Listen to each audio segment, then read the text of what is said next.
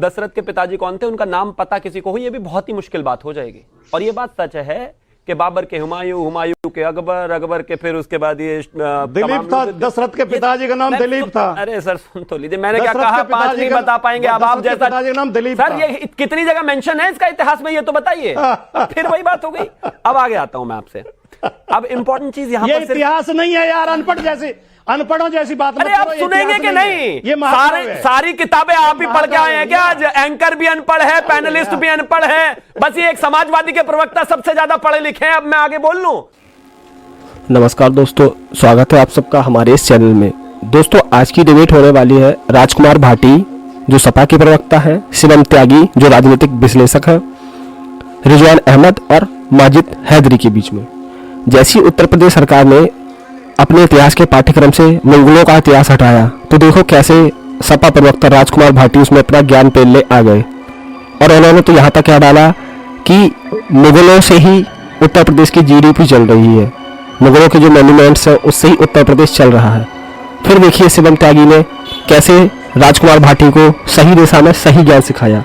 आज की डिबेट बहुत ही जबरदस्त होने वाली है, आप लोग डिबेट का मजा लीजिए। हम आपसे मिलते हैं डिबेट के अंत में। इतिहास पढ़ाया जाए लेकिन सच क्या है ये भी तो बताना जरूरी है, या महिमा मंडन जरूरी है। आऊंगा दोबारा भाटी जी आपके पास। शिवम देखिए, मुझे लगता है कि भाटी जी अब या तो अपने आप को थोड़ा सा जो है मुगलों की तारीफ में लेकर जा रहे हैं, या फिर वो ये कहना चाह रहे हैं कि ऐसा नहीं है। अब आप मुझे एक चीज बताइए, मैं सुनिए ना प्लीज, मैं आपको अपने सुई वहीं खुलवानी है। सर सुन लीजिए ना, मैं रिजवान भाई की तरह सवाल नहीं पूछूंगा, मैं रिजवान भाई की तरह सवाल नहीं पूछूंगा, बट ये गारंटी है कि 6 में से दशरथ के पिताजी कौन थे, उनका नाम पता किसी को हो, ये भी बहुत ही मुश्किल बात हो जाएगी। और ये बात सच है कि बाबर के हुमायूं, हुमायूं के अकबर, अकबर के फिर उसके बाद ये दिलीप था। दशरथ के पिताजी का नाम दिलीप था। अरे सर सुन तो लीजिए, मैंने क्या कहा, 5 नहीं बता पाएंगे अब आप जैसा। नाम दिलीप सर ये कितनी जगह मेंशन है इसका इतिहास में, ये तो बताइए। फिर वही बात हो गई। अब आगे आता हूं मैं आपसे।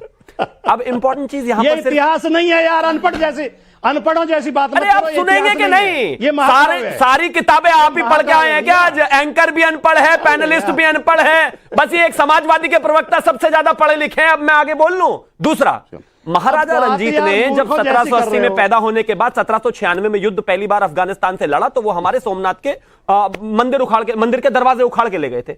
जब वो युद्ध लड़े तो उन दरवाजों को सबसे पहले वापस लेकर आए। कितने लोग हमारे इस तरह के मेंशंस को जानते हैं? मराठा राजा यहां आकर हरियाणा तक में लड़कर गए, कितने लोग इस बात को जानते हैं? शुक्र मानिए अहिल्याबाई होलकर ने जिस काशी विश्वनाथ को मंदिर को फिर से पुनर्निर्माण कराया था, अब जाकर 2014 के बाद इस बारे में बात होने लगी, वरना कितने लोग जानते थे?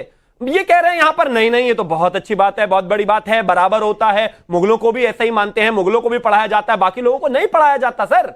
और बहुत सारे इतिहास के रेफरेंसेस ऐसे हैं जो किताबों में मात्र एक बार आकर छुप गए, लेकिन अकबर महान, बाबर महान, और उसी की देन भी है कि इस देश में आज भी उनके नाम पर इतनी सड़कों से लेकर पता नहीं क्या क्या है। इन्होंने कहा कि एक शुरुआत में माजिद हैदरी ने कहा कि वो ताजमहल की कमाई से तो हमारा यूपी चल रहा है। अरे कैसा ऐतिहासिक ज्ञान है आपका। अभी काशी विश्वनाथ का मंदिर बनकर ही पूरा हुआ है, मतलब उसका पुनर्निर्माण फिर से। गोवा को पीछे छोड़ दिया उसने टूरिज्म में। सोचो जब अपने समय पर रहे होंगे तो इन मंदिरों की इकोनॉमी क्या रही होगी, ये हमें ताजमहल बता रहे हैं। अब इसके अलावा हमारे समाजवादी के प्रवक्ता ने कहा ताजमहल गौरव की बात है और कोई भी आता है तो देखना चाहता है गौरव। बिल्कुल है गौरव।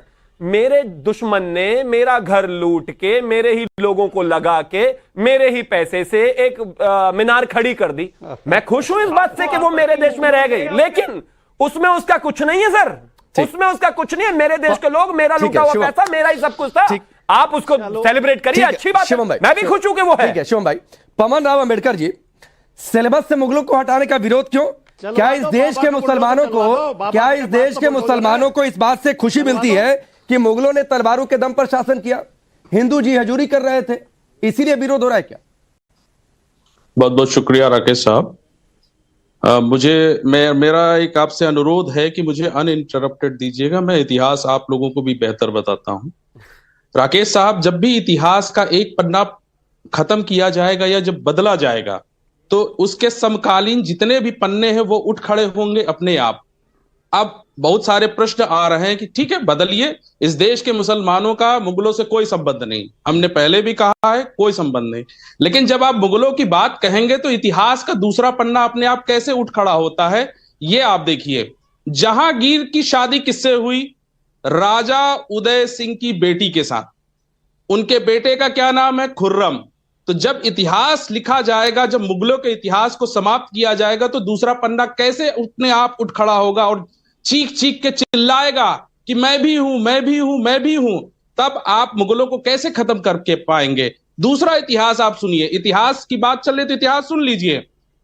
1526 में जब बाबर यहां पर एंट्री करते हैं, वहां पर पानीपत का प्रथम युद्ध होता है और दूसरा युद्ध होता है खानवा का। खानवा का युद्ध किसके साथ होता है? राणा सांगा साहब के साथ। और जब भी इस देश में इतिहास राणा सांगा साहब का बताया जाएगा तो यह नाम जरूर आएगा कि यह युद्ध बाबर के साथ लड़ा गया है। तब आप मुगलों को कैसे समाप्त करने का काम करेंगे? हम समाप्त करने की बात नहीं कर रहे हैं अम्बेडकर भाई, सुनिए, हम समाप्त करने की बात नहीं कर रहे हैं, लेकिन हम इस बात की चर्चा जरूर करेंगे कि अगर बाबर और राणा सांगा की चर्चा एक साथ हो रही है तो ऊपर हमारे लिए कौन है, राणा सांगा या बाबर? सुनिए, मैं आ रहा हूं, उसी पर आ रहा हूं। अकबर महान की जो बात कह रहे हैं, अकबर महान किसने कहा? बीरबल। वहां पर 4 लोग खड़े होकर के, जो आप अभी ने कहा ना, वो जी हुजूरी करते थे। बीरबल, तानसेन, राजा मान सिंह, राजा टोडरमल, ये 4 लोग वहां खड़े होकर के जी हुजूरी करते थे और ये अकबर को महान बनाते थे। हमने तो अकबर को महान नहीं तलवारों के दम पर वहां पर क्या कर रहे थे? जो आपके नेता शौकत अली हैं, उन्होंने यही बात तो कही कि 832 साल तक तलवारों के दम पर शासन किया, हाथ जोड़कर जी हजूरी करते रहे। अरे अकबर असली इतिहास सुन लीजिए, असली इतिहास में ने कहा है कि हमने 1000 साल राज किया इस पे। अरे कमाल की बात हो गई। पढ़े, थोड़ा पढ़ाई करिए। अरे पढ़ाई हमें मत बताइए, हमें मत बताइए। 15 सेकंड और महाराणा कुंभा की धर्मपत्नी कौन थी, बता दीजिए जरा। वजीर खान की बेटी थी कि नहीं थी? प्लीज प्लीज, अकबर की बेटी खान से किसकी शादी हुई थी? कमाल की बात है, वो तो दोनों तरफ की हिस्ट्री है ना, अगर ऐसी बात है तो। काम सुनिए, पवन अम्बेडकर जी, जल्दी अपनी बात पूरी करिए, 15 सेकंड। एकदम सुनिए, इतिहास सुनिए, मैं आपको सुना रहा हूं असली इतिहास। यह इतिहास है केसी श्रीवास्तव का, जिसमें प्राचीन इतिहास, जिसमें राजा बृहदत्त का नाम ही नहीं लिया गया, चंद्रगुप्त का नाम लिया गया। और राजा बृहदत्त को किसने मारा? राजा बृहदत्त को किसने मारा? इसका भी इतिहास सामने आना चाहिए। ठीक है। और दूसरा इतिहास, ये आप पढ़िए, ये मेडिवल हिस्ट्री की पुस्तक है, इसमें सारा इतिहास आपको मिलेगा। अरे सुनिए पवन अम्बेडकर जी, सुनिए ना सर, नहीं इतना समय नहीं सर, नहीं सुनिए ना सर, मेडिवल हिस्ट्री क्या ये 11वीं में पढ़ाया जाता है, 12वीं में पढ़ाया जाता है? जो इतिहास लेकर आगे पढ़ेगा सर, 10 इतिहासकारों की किताबें पढ़ेगा, विश्लेषण करेगा, लेकिन एक बच्चा बदल नहीं सकते। एक बच्चा जिसका माइंड शेप लेता है 11वीं 12वीं में, उसको आप पढ़ा क्या रहे हैं? रिजवान भाई जरा सही इतिहास क्या जो माजिद जी ने कही, जो पवन राव अम्बेडकर कह रहे हैं, इतना प्यार, इतना प्यार। रिजवान भाई, असली इतिहास। वेल, कैसी लगी आपको ये डिबेट, हमें कमेंट बॉक्स पर जरूर बताएं और ज़्यादा से ज़्यादा इस वीडियो को अपने दोस्तों के साथ व्हाट्सएप, इंस्टाग्राम, फेसबुक में शेयर करें और जल्द से हमारे 1K सब्सक्राइबर पूरे करें। जय हिंद।